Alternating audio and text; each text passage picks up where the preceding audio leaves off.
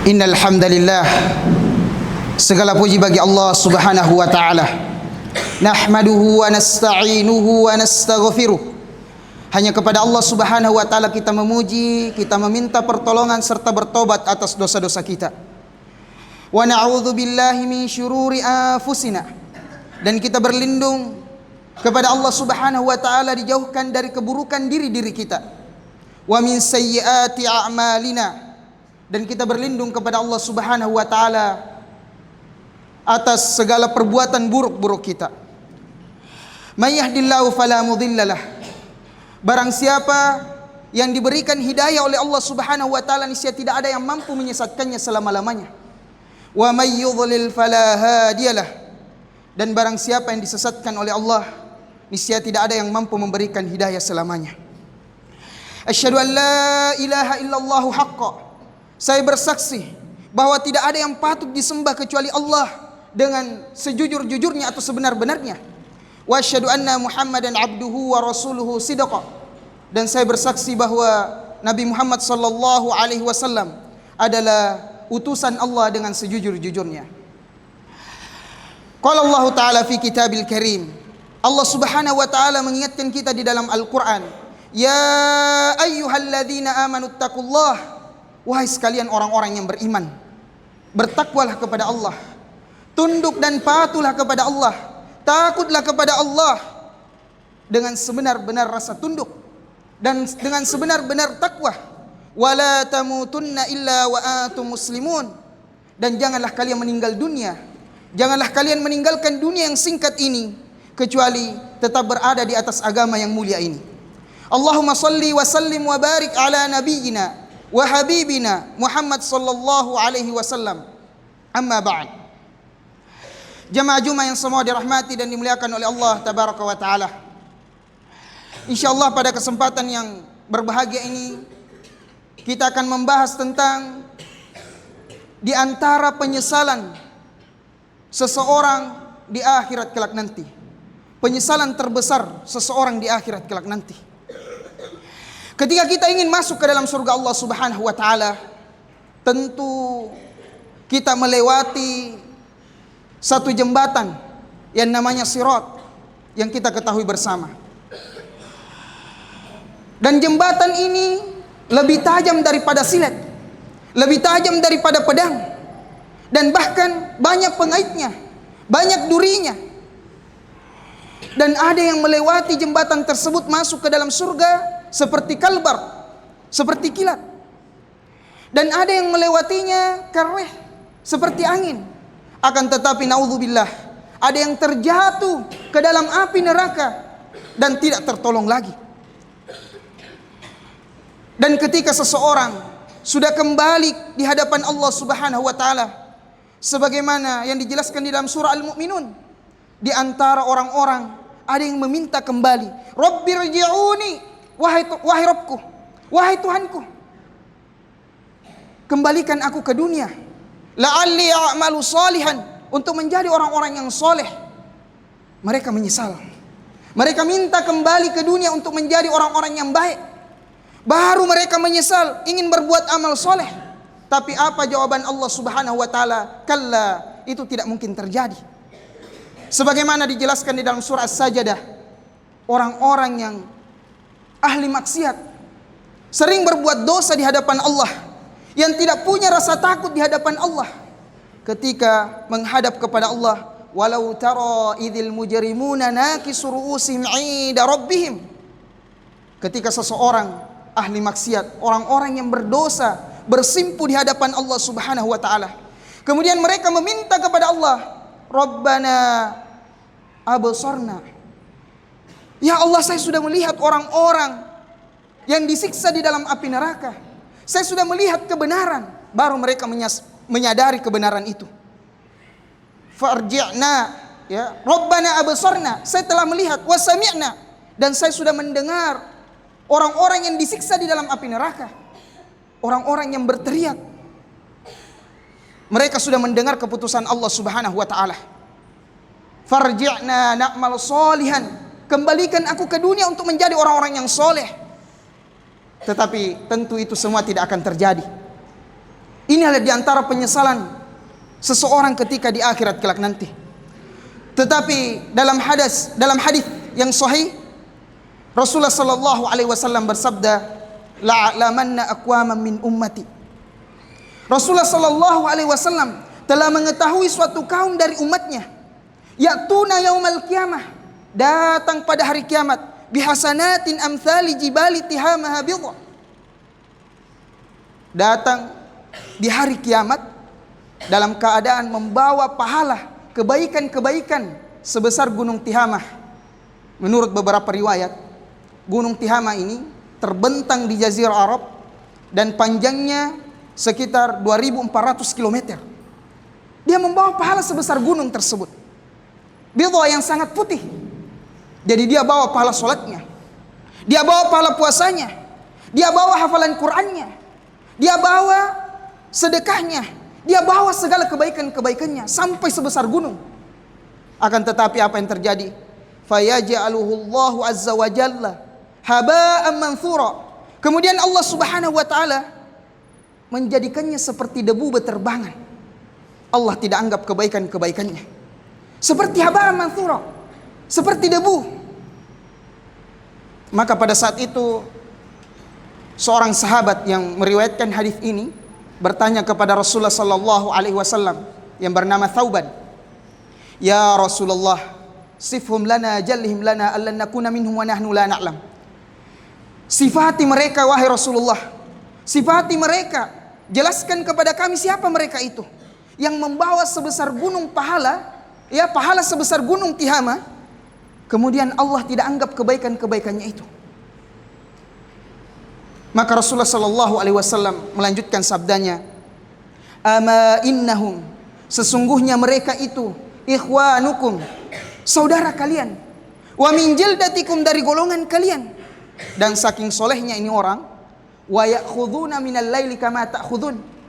Mereka bangun salat tengah malam sebagaimana kalian bangun. Tetapi disinilah penyimpangannya. Walakinnahum idza khalau bimaharimillahu intahakuha.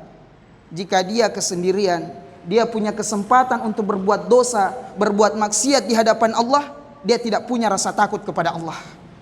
Sebagian ulama menjelaskan bahwa hadis ini bermakna dosa rahasia, dosa sembunyi-sembunyi. Akan tetapi para ulama yang lain menjelaskan bahwa hadis ini bermakna ketika Allah uji kita dengan kesempatan untuk bermaksiat, ketika kita pergunakan kesempatan itu, maka kita termasuk di golongan hadis ini. Jadi mereka tidak punya rasa takut kepada Allah. Mereka segunung kebaikan, banyak amal solehnya. Mereka terlihat alim di mata manusia, terlihat soleh di mata manusia. Tetapi sebenarnya dia zalim, dia pembohong di hadapan Allah Tabaraka wa Ta'ala. Inilah termasuk golongan-golongan orang-orang yang menyesal di akhirat kelak nanti. Dia bawa pahala hafal Qur'annya, dia bawa pahala solatnya, pahala puasanya, zakatnya, sedekahnya, segala kebaikan-kebaikan yang dia lakukan. Karena sebenarnya kita ketahui bersama bahwa segala bentuk yang kita lakukan, jika itu tidak mengandung dosa, maka itu bisa mendapatkan pahala di hadapan Allah Subhanahu wa Ta'ala. Tetapi walaupun hal itu sepele, tetapi ketika kita tidak punya rasa takut kepada Allah, kita termasuk dalam hadis yang mulia ini. Masyarul muslimin, jamaah Jumat yang semua dirahmati dan dimuliakan oleh Allah Subhanahu wa Ta'ala. Jadi bagaimana cara agar kita terhindar dari ancaman, terhindar dari golongan orang-orang yang menyesal di akhirat kelak nanti? Di antaranya yang pertama adalah kita paksa diri dalam beramal. Seseorang tidak akan bisa melaksanakan kebaikan-kebaikan kalau tidak paksa diri. Seorang santri tidak akan mampu menghafal Al-Quran 30 juz kalau dia tidak paksa diri. Seseorang yang tidak pernah bangun sholat tahajud, dia tidak akan mampu bangun sholat tahajud kalau dia tidak paksa diri.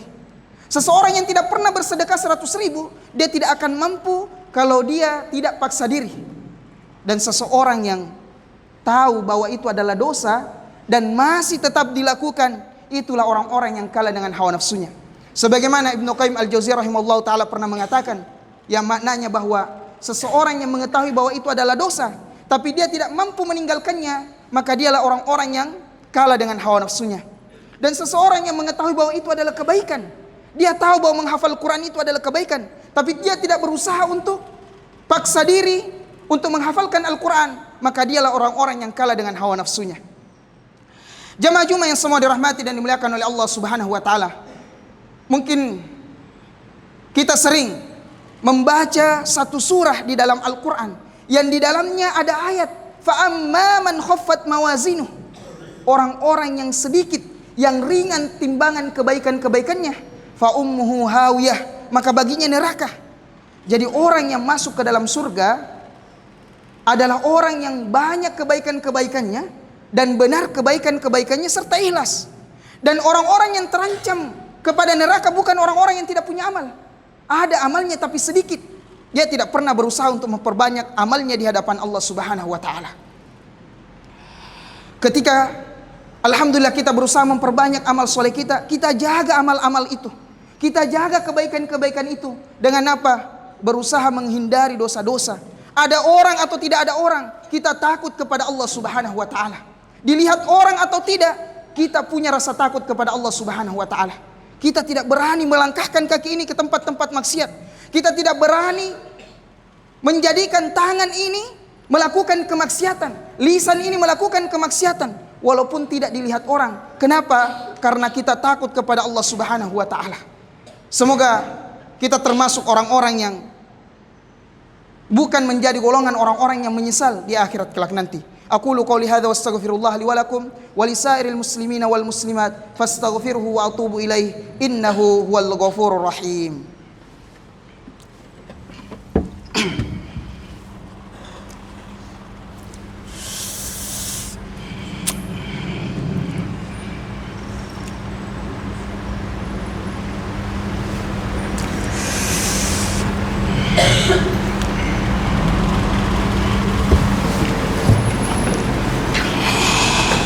Alhamdulillahi rabbil alamin, wassalatu wassalamu ala asyrafil anbiya'i wal mursalin, nabiyina Muhammad sallallahu alaihi wasallam wa ala alihi wa sahbihi wa man tabi'ahum bi ihsanin ila yaumiddin.